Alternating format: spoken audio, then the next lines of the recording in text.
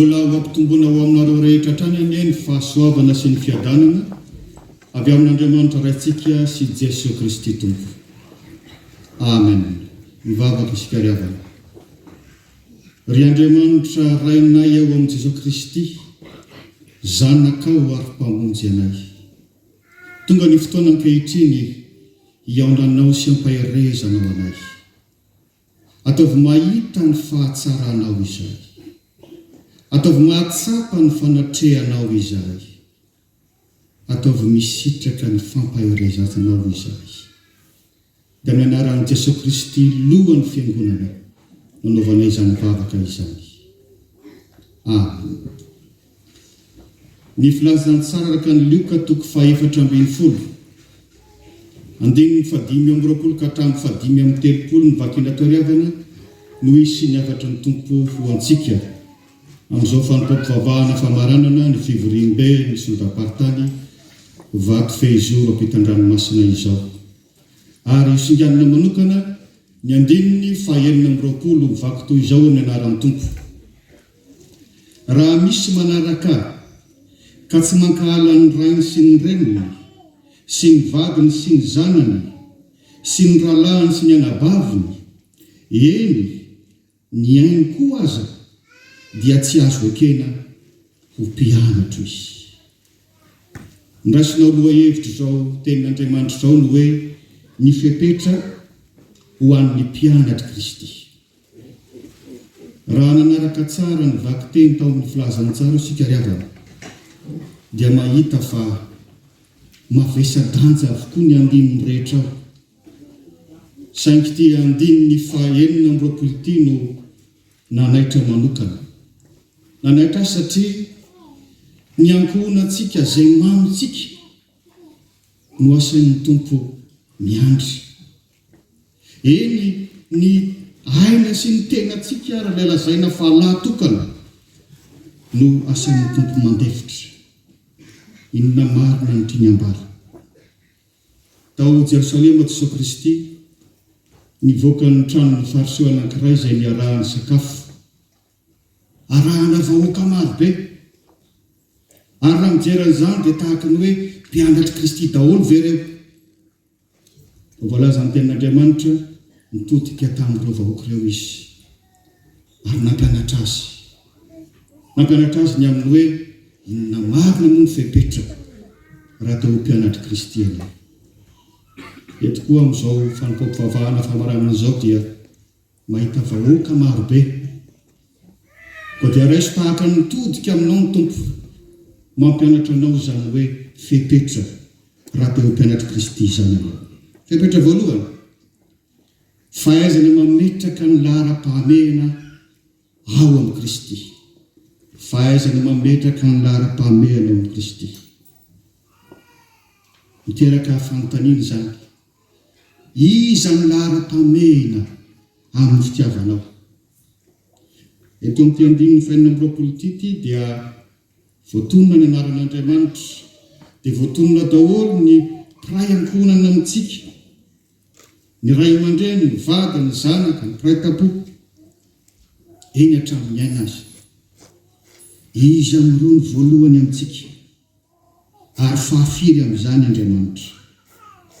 Le matoa-teny ampiasaina eto moa dia ny hoe raha tsy mankahala ny ray sy ny reny, ny vady, ny zanaka.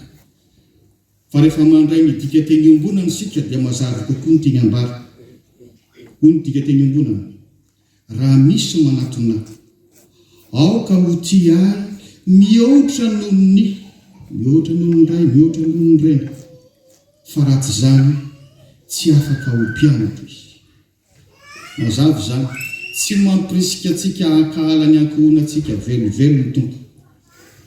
Rehefa mandinika tsara ny 10 isika, dia hitantsika fa miaraka sy ny fameno ny fitiavana an'Andriamanitra sy ny fitiavana ny olona. Fa ny fitiavana an'Andriamanitra ny voalohany.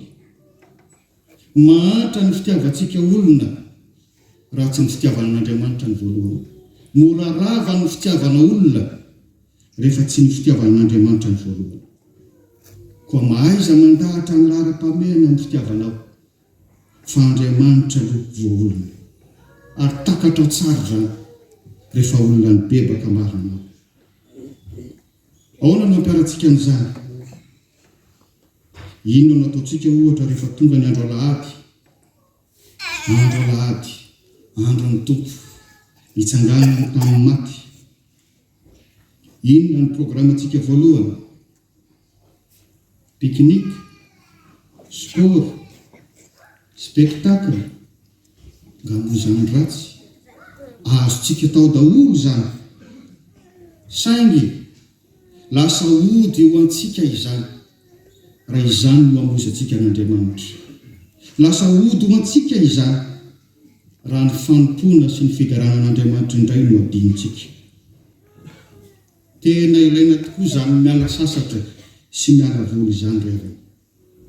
Fa zao no lazaiko anao, rehefa tena ao amin'ny Kristy marina ianao, omeno ny tompo saina ianao, mahay mandamina fotoana ka tsy mamono ny fitiavanao n'Andriamanitra, ny fialana sasatra sy ny fialana voly.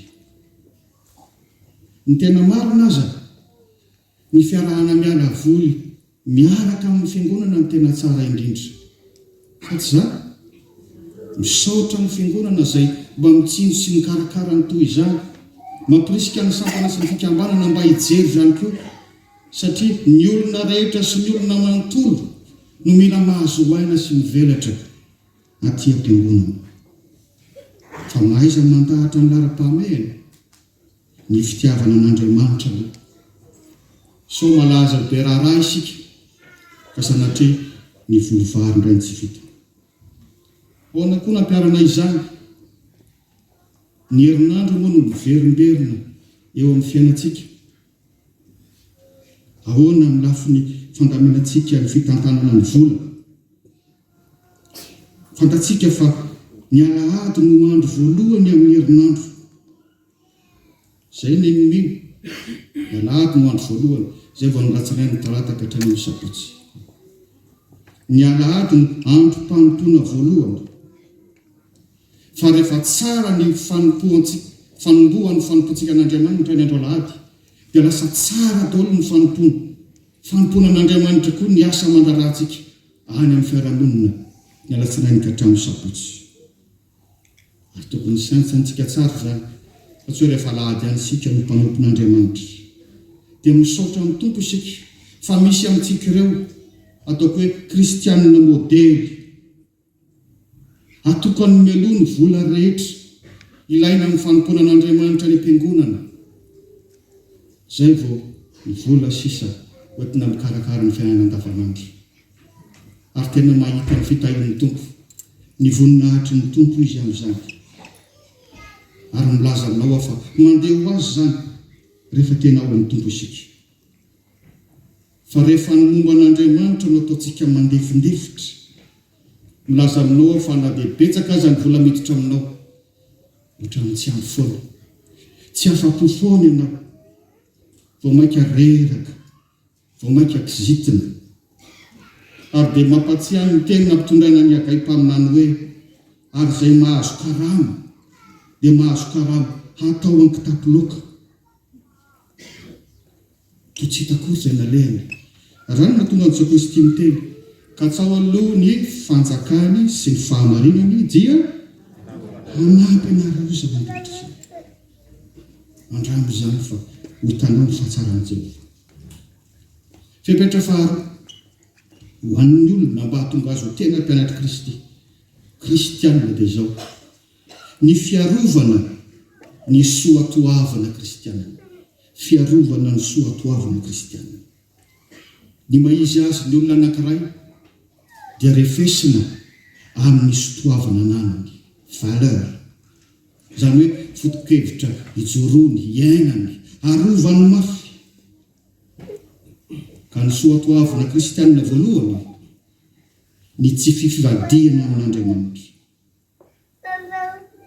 Ilay andininy 220 moa araka ny nambarako teo rehefa vezina ao amin'ny diemina dia zao: raha misy manaraka aoka ho tia, aoka ho tia.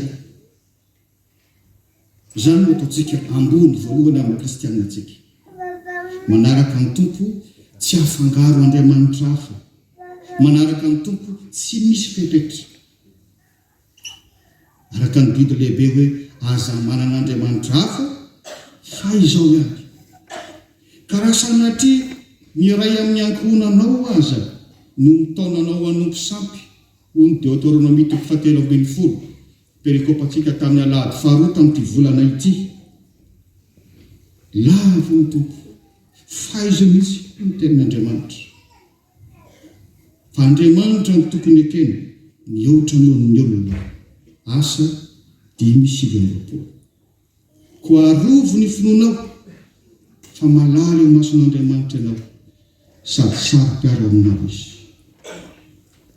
Fanarana an'Andriamanitra fankatoavana amin'ny teny ny dikan'izany. Izany koa ny soatoavin'ny kristiana. Ary Jesosy Kristy dia manamafy, raha misy tia dia hitandrina ny teny koa izy ary ny raiko ho tia azy.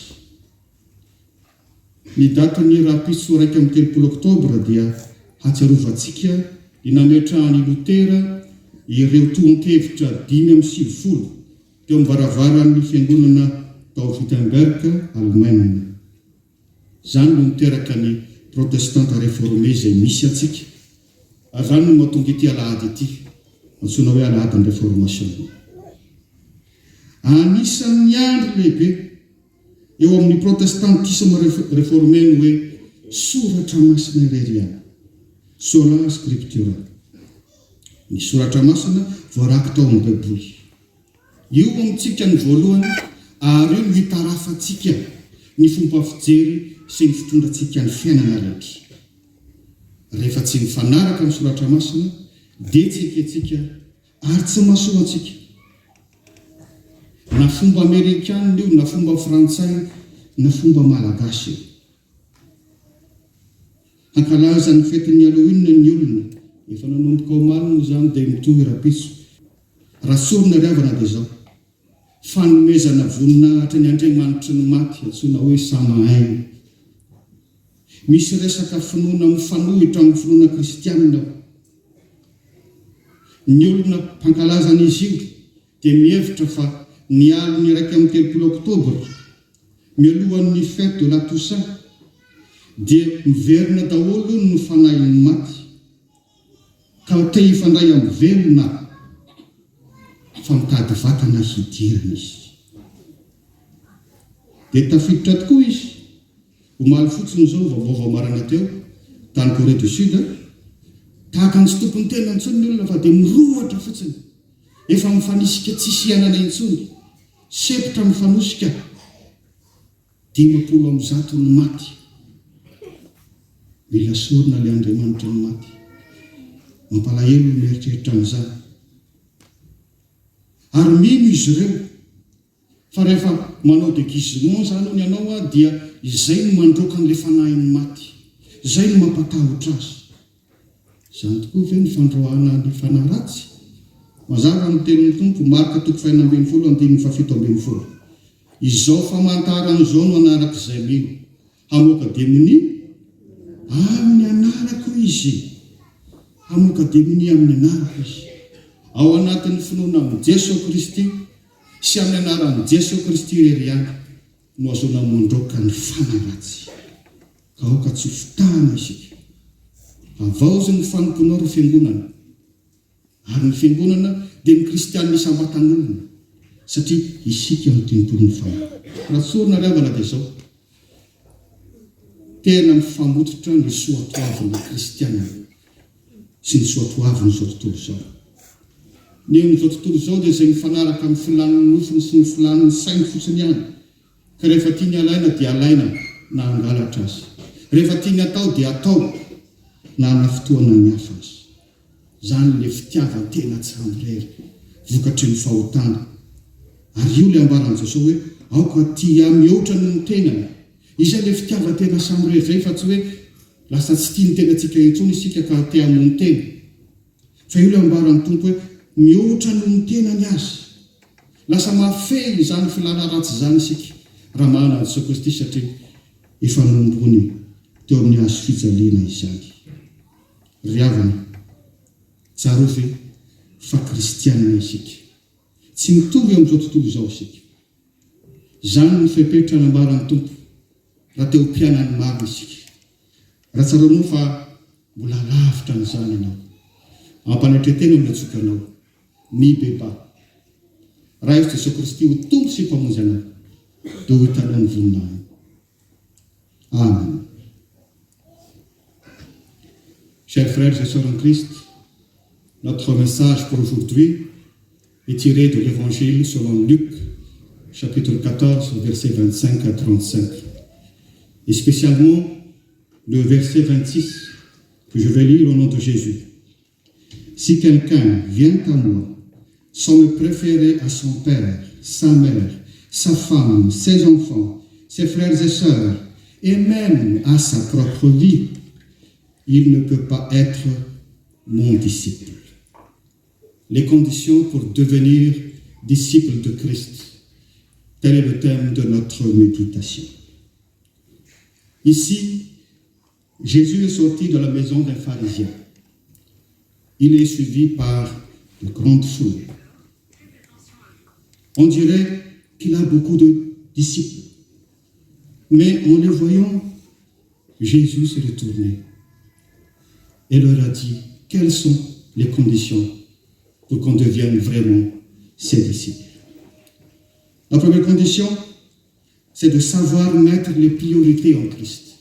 Savoir mettre les priorités en Christ. On peut résumer ainsi le verset 26.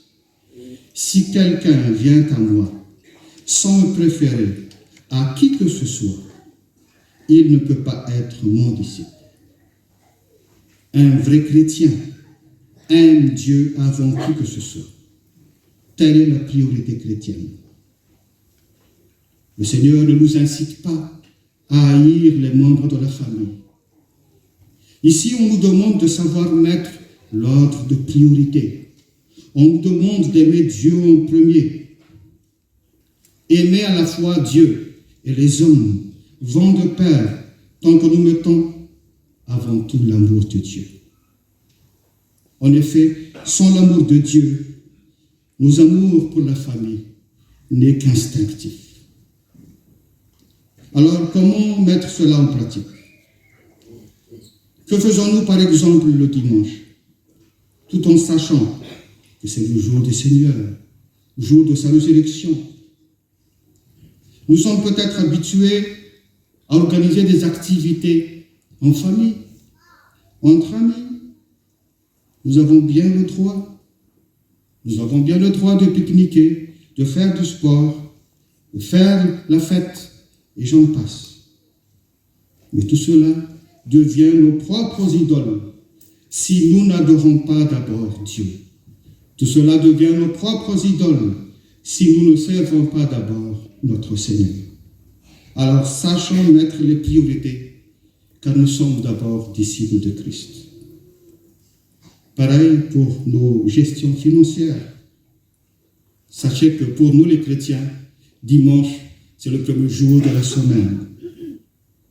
Et Dieu merci, il y a parmi nous des chrétiens, je dirais, modèles. Des chrétiens qui savent mettre de côté à l'avance leur engagement financier pour leurs activités à l'Église, avant toute autre dépense quotidienne. Voilà les bonnes habitudes d'un vrai chrétien. Voilà les bons réflexes d'un disciple de Christ. En effet, le Seigneur nous a conseillé, cherchez d'abord le royaume de Dieu et sa justice, et toutes ces choses vous seront données par-dessus. C'est Dieu qui nous a créés, et il sait bien de quoi nous avons matériellement besoin. Mais si nous le mettons au dernier rang de nos occupations, comme si nous avions mis la charrue avant le bœuf, et croyez-moi, tôt ou tard, nous aurons des ennuis, des gros ennuis. Alors, sachez mettre les priorités avant qu'il ne soit trop tard. Deuxième et dernière condition pour devenir disciple de Christ, c'est de savoir garder ses valeurs chrétiennes. Garder ses valeurs chrétiennes. On s'identifie évidemment par les valeurs que l'on s'est données soi-même. Et l'une des valeurs des disciples de Christ, c'est sa fidélité à Dieu. On peut lire ainsi le verset 26. Si quelqu'un vient à moi sans me préférer à qui que ce soit, ou à quoi que ce soit, il ne peut pas être mon disciple. Être chrétien, c'est venir d'abord à Dieu et lui rester fidèle. Et pour lui rester fidèle, il va falloir obéir à sa parole. Chers amis protestants, nous célébrons aujourd'hui le dimanche de la Réformation, en souvenir de la date du 31 octobre 1517, le jour où Martin Luther a affiché sur les portes de l'église du château de Wittenberg, en Allemagne, ses 95 thèses, justement des thèses pour réformer les doctrines et les pratiques de l'Église. Et l'une des valeurs revendiquées est seule l'Écriture, sola scriptura. Qu'est-ce que cela veut dire? Seule l'Écriture doit diriger notre foi. Seule l'Écriture doit orienter nos pratiques chrétiennes. Et donc, toute pratique ou toute culture, qu'elle soit américaine, française ou malgache, devrait être triée par les principes des Saintes Écritures. Sinon, nous allons manquer à nos vraies valeurs. Justement, la fête d'Halloween approche. Vous savez, les adeptes de cette pratique croient que la nuit du 31 octobre, les esprits des morts reviennent à la vie et cherchent à habiter un corps humain, pour ne pas dire cherchent à posséder un corps humain. Et il faut, paraît-il, que les gens se déguisent pour faire fuir les esprits des morts, pour chasser les esprits des morts. Mais vous savez bien comme moi qu'on ne peut pas chasser les esprits mauvais juste par un simple déguisement. Jésus a en effet déclaré dans Marc 16, 17, « Voici les signes qui accompagneront ceux qui auront cru. En mon nom, je répète bien, en mon nom, ils pourront chasser les démons. » C'est seulement dans la foi en Jésus-Christ et au nom de Jésus-Christ que l'on peut chasser les démons. Donc c'est un piège. C'est sûrement Satan, le malin, qui se cache derrière, car les esprits des morts ne rôdent plus ici-bas, selon la parole de Dieu. Et 2 Corinthiens 11, 14 nous rappelle, cela n'est pas étonnant, puisque Satan lui-même se déguise en ange de lumière. Alors, s'il est capable de se déguiser en ange de lumière même, combien il est aussi capable de se déguiser en esprit de mort afin de posséder un corps humain. C'est une pratique occulte qui ne cherche qu'à honorer le Dieu des morts appelé Saman. Et nous devrions nous en méfier. Chers frères et sœurs, je vais terminer ce message. N'oublions pas que nous sommes chrétiens. Nous sommes disciples de Christ. Nous avons des valeurs à garder. Nous avons des priorités à respecter. Et si vous vous sentez encore étranger à ces conditions qu'on vient de citer, je vous invite à vous repentir. Je vous invite à engager une discussion intime et sincère avec Jésus-Christ, car il a dit, je ne mettrai pas dehors celui qui vient à moi. À Dieu seul soit la gloire. Amen.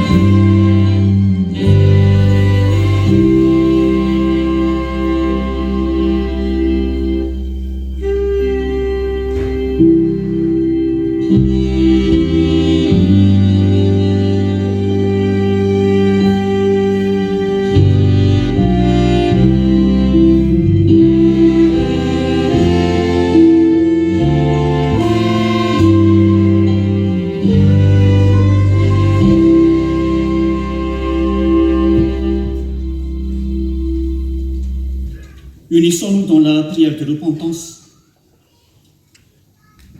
Père céleste, tu es bon et bienfaisant. Nous te remercions infiniment de nous avoir donné ta bonne parole. Merci Seigneur, car le souffle de ta réforme continue à nous interpeller. Merci Saint-Esprit, car tu nous as montré que tu veux que chacun de nous devienne tes disciples et tu nous as révélé les conditions pour le devenir.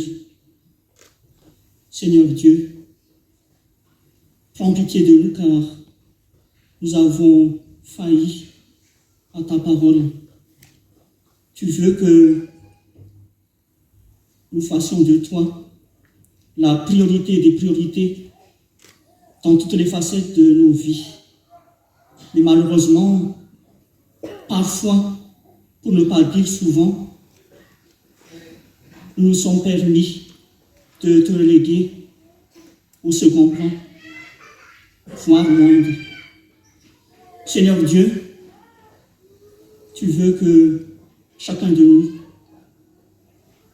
défende et promeuve les valeurs chrétiennes, et ce, au détriment des valeurs de ce monde mauvais.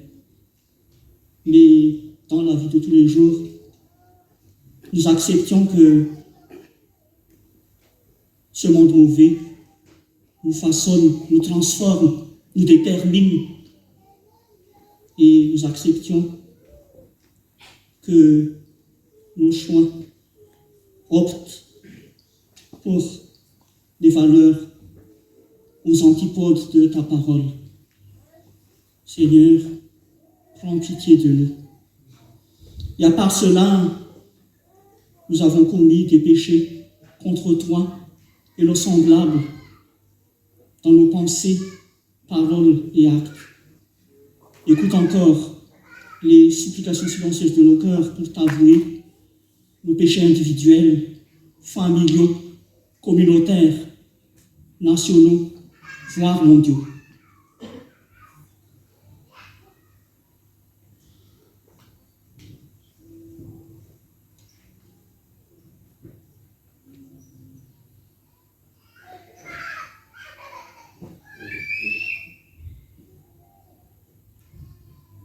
Dieu de la vie, notre Père, aie pitié de nous et oublie nos iniquités. Jésus-Christ, notre Sauveur bien-aimé, prends pitié de nous et purifie-nous, justifie-nous, sanctifie-nous par ton sang précieux versé à la croix du Calvaire, et que la puissance de ta résurrection et de ton ascension nous permette de te suivre fidèlement comme disciples et de te servir comme il se doit en ton honneur. Saint-Esprit, c'est toi le véritable souffle de réforme. Renouvelle nos cœurs et nos vies afin que nous puissions faire resplendir ta gloire dans tout ce que nous faisons.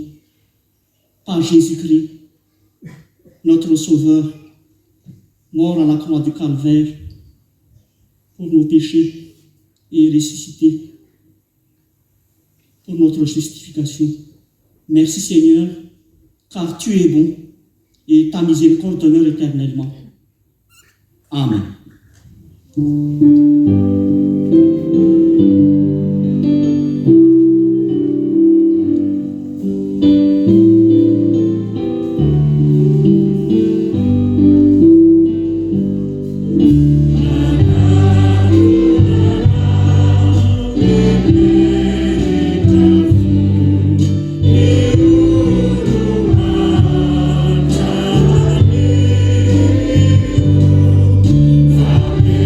Serious.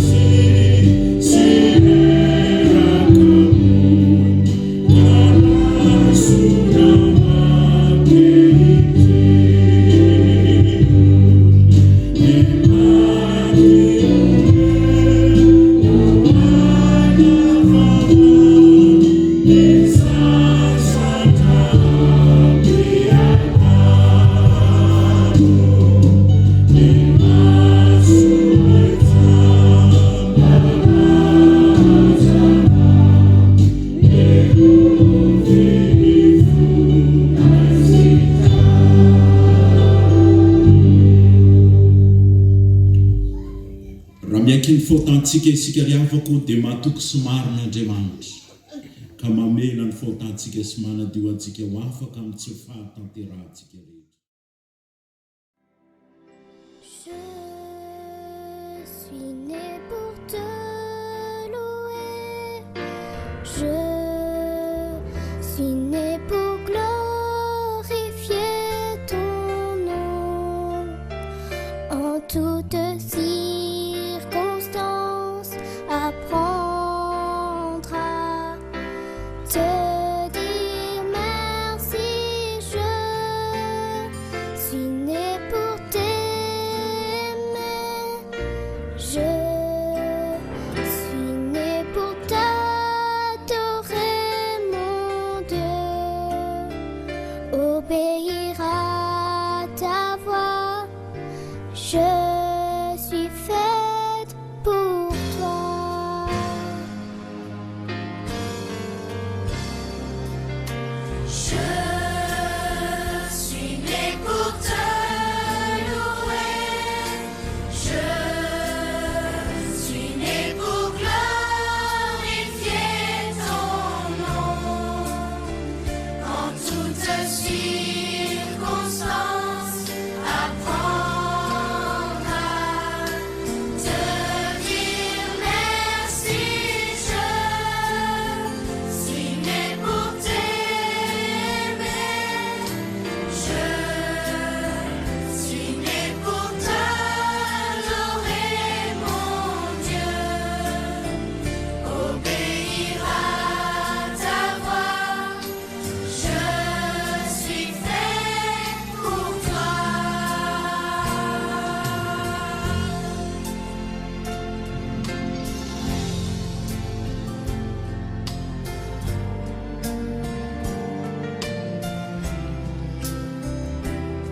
Levons nos mains pour l'adorer, pour sa bonté, pour son grand amour.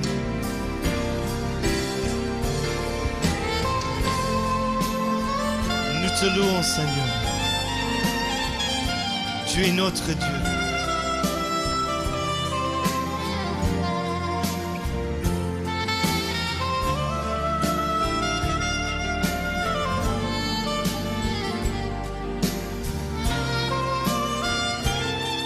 Chantons tous ensemble.